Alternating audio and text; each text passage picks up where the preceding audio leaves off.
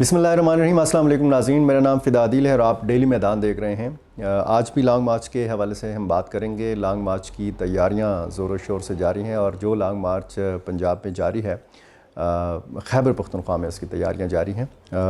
आज भी इमरान ख़ान का जो ख़िताब है वो बड़ी स्क्रीन के ऊपर जिस तरह बड़े शहरों में देखा गया, इसी तरह पेशावर में भी देखा गया।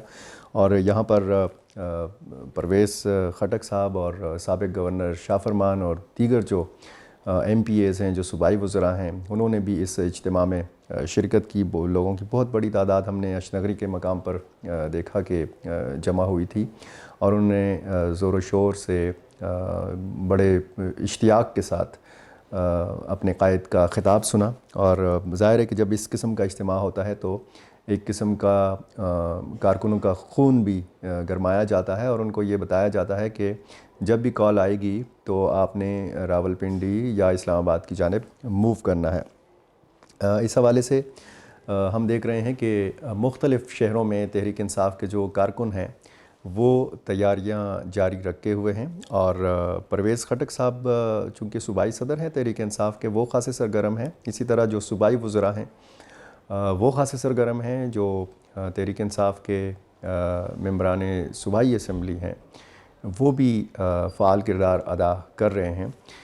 ख़ुसूसन जब हम सवाबी के हवाले से बात करते हैं, नौशहरा के हवाले से, मर्दान के हवाले से बात करते हैं और फिर पेशावर के हवाले से बात करते हैं, तो यहाँ पर बहुत ज़्यादा जोश खरोश PTI के कारकुनों में पाया जाता है। शहराम तरक्की के ख़ानदान में एक अंदरून ख़ानदान एक मसला पैदा हुआ है और इस ख़ानदान के जो बड़े हैं वो इस मसले को हल करने की कोशिश कर रहे हैं। इस मसले पर फिर किसी व्लॉग में तफसीली बात करेंगे, लेकिन जो तैयारियां हैं लॉन्ग मार्च की वो ज़ोर शोर से जारी हैं। वज़ीर आला खैबर पख्तूनख्वा महमूद ख़ान खासे सरगर्म हैं और उन्होंने जिस तरीके से दीर के, लोअर दीर के, मालाकंड के, तेमरगरा, बाजोड़, मुख्तलिफ़ दीगर जो इलाके हैं यहाँ के गर्मा गर्म दौरों का सिलसिला शुरू किया हुआ है। यहाँ पर वो तरक्याती जो मंसूबे हैं उनका संग बुनियाद भी रख रहे हैं, जो तकमील शुदा मंसूबे हैं उनका इफ्तिताह भी कर रहे हैं और साथ साथ जो वफाकी हुकूमत है उसको भी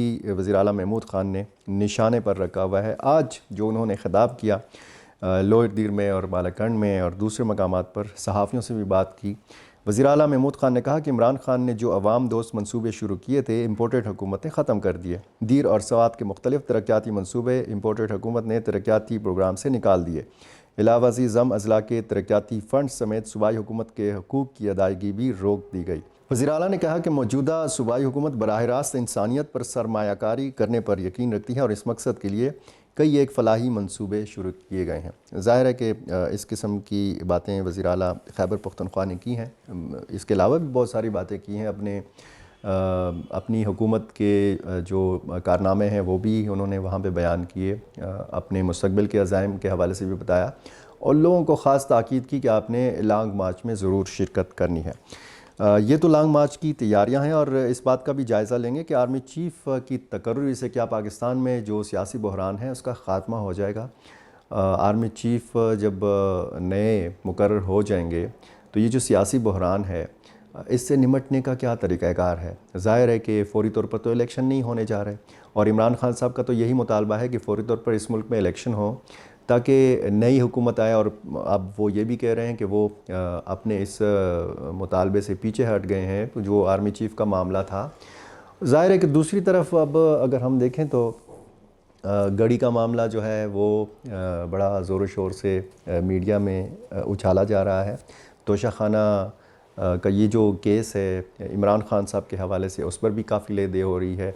ये भी कहा जा रहा है कि जी तोशाखाने से साबका हुकूमतों ने भी बड़े फ़ायदे उठाए हैं और साबका जो हुक्मरान थे, जो वज़राए आज़म थे, जो सुदूर गुज़रे हैं, उन्होंने भी बड़े फ़ायदे उठाए हैं।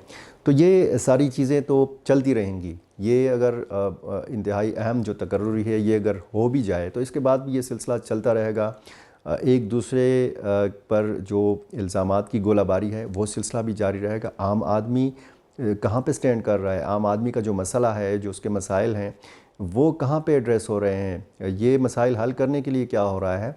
ज़ाहिर है कि इस मुल्क को इस्तेहकाम की ज़रूरत है, सियासी इस्तेहकाम की ज़रूरत है और सियासी इस्तेहकाम आएगा तो तब ही माशी इस्तेहकाम आएगा और तब ही اس ملک میں عام آدمی کا جو مسئلہ ہے وہ ڈسکس کیا جائے گا. ایک لوکل پشاور کا مسئلہ بھی ڈسکس کرنا ہے اور صوبائی حکومت کے لیے بہت بڑا مسئلہ بننے جا رہا ہے. یہاں پر پشاور یونیورسٹی کے بالکل سامنے ایک مسجد ہے, تاریخی مسجد ہے, اسپین جماعت کے نام سے یہ مشہور ہے, یعنی سفید مسجد. اسپین جماعت کا مسئلہ جو ہے وہ چل رہا ہے. پشاور کی ضلعی انتظامیہ چاہتی ہے کہ اس مسجد کو ڈیمالش کر کے یا کئی منزلہ جو ہے کثیر المنزلہ اس مسجد کو تعمیر کیا جائے.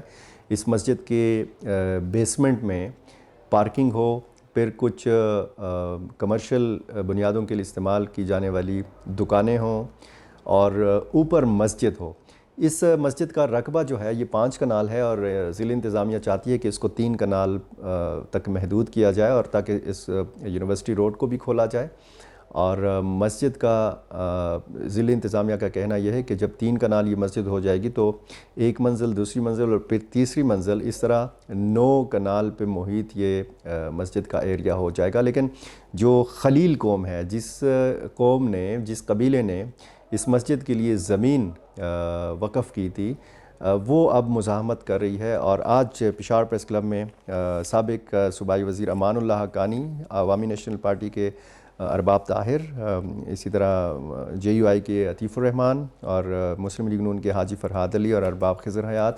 امان اللہ حقانی صاحب جو ہیں وہ خود JUI سے تعلق رکھتے ہیں اور اسی طرح خلیل قوم کے دیگر جو قائدین ہیں, جو مشران ہیں, وہ بھی اس پریس کانفرنس میں موجود تھے. انہوں نے شدید مزاحمت کا اعلان کیا ہے اور کہا ہے کہ 1 انچ بھی اس مسجد کو جو ہے متاثر نہیں ہونے دیا جائے گا اور ضلعی انتظامیہ یا صوبائی حکومت نے جو منصوبہ بنایا ہے اس پر عمل نہیں کرنے دیا جائے گا. اس حوالے سے انہوں نے ایک فتویٰ بھی لہرایا, کسی دارالعلوم سے انہوں نے لکھوایا تھا اور ساتھ ساتھ صحافیوں نے کچھ سوالات بھی کیے اور یہ بھی موقع پر موجود لوگوں سے یہ پوچھا کہ اگر اسلام میں راستے کو کھولنے کے لیے یہ اجازت ہے کہ آپ مسجد کو مختصر کر سکتے ہیں یا مسجد کو شہید کر سکتے ہیں یا مسجد کو اس جگہ سے ہٹا سکتے ہیں, تو اس حوالے سے ان کا یہ کہنا تھا کہ یہ جو راستہ ہے, یعنی جو پشاور یونیورسٹی کے بالکل سامنے سڑک ہے, یہ بہت کھلی ہے, یہاں پر تجاوزات کا بھی کوئی مسئلہ نہیں ہے.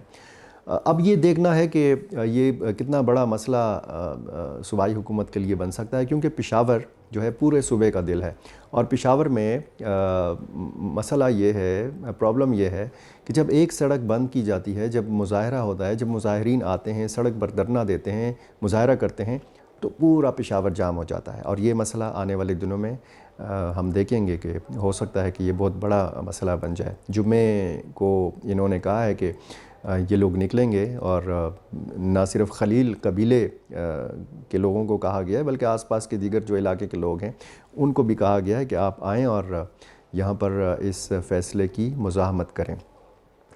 جو ضلعی انتظامیہ ہے ان کا یہ کہنا ہے کہ ایک تو یہ سڑک جو ہے اس مسجد کو جب ازسر نو تعمیر کیا جائے گا اور اس کے لیے خطیر رقم جو ہے اس کی منظوری بھی دی جا چکی ہے اور اگلے چند روزوں دنوں میں یہ فیصلہ کیا گیا ہے کہ اس مسجد کو ڈیمالش کر کے ازسر نو تعمیر کیا جائے. ایک لوکل مسئلہ ہے لیکن اس کا اثر جو ہے یہ پورے پشاور پر پڑ سکتا ہے اور اس کا اثر جو ہے یہ پورے صوبے کے اوپر بھی پڑ سکتا ہے, کیونکہ مسجد کا معاملہ ہے اور مسجد کا معاملہ جو ہے خیبر پختونخوا جیسے صوبے میں آپ اچھی طرح سمجھ سکتے ہیں کہ کس طریقے سے پھر زیادہ بن سکتا ہے, بہت بڑا مسئلہ بن سکتا ہے.